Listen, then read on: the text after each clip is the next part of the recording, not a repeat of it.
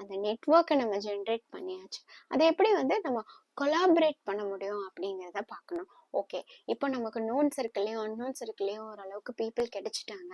அது எப்படி நம்ம வந்து கொலாபரேட் பண்ணுறோம் அப்படின்னா, இவ்வளோ கான்டாக்ட்ஸ்லையும் நமக்கு ரிலேட்டடான பீப்புள் இல்லை நமக்கு சப்போர்ட் பண்ணக்கூடிய பீப்புள் அவங்களோட நம்ம வந்து பிஸ்னஸ் கொலாபரேட் பண்ணிக்கலாம்.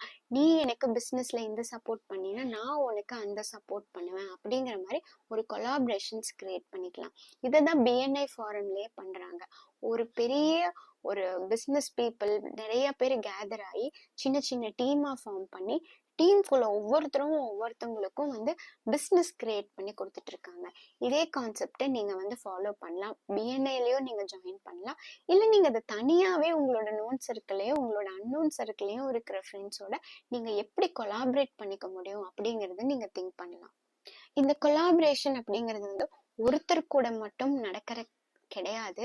நிறைய பேர்த்து கூட நம்ம கொலாபரேட் பண்ணிக்கலாம். எக்ஸாம்பிள், அந்த பாட்லக் லஞ்ச், பாட்லக் டின்னர் கேள்விப்பட்டிருப்பீங்க. அதாவது ஃபார் எக்ஸாம்பிள், ஒரு அப்பார்ட்மெண்ட்ல ஒரு ஃபங்க்ஷன் நடக்குது, ஒரு தீபாவளி வருது, ஒரு பொங்கல் வருது அப்படின்னா அவங்க என்ன பண்ணுவாங்க, இன்னைக்கு பாட்லக் லஞ்ச் அப்படின்னு டிசைட் பண்ணிடுவாங்க. எல்லா வீட்டுல இருந்தும் சமைச்சு கொண்டு வந்து அந்த இடத்துல டிஸ்பிளே வச்சிருவாங்க. ஹோல் அப்பார்ட்மெண்ட்ல இருக்கிறவங்க வந்து எல்லாருமே அங்க இருக்கிற ஃபுட்டை எல்லாருமே எல்லா ஃபுட்டையும் சாப்பிடுவாங்க.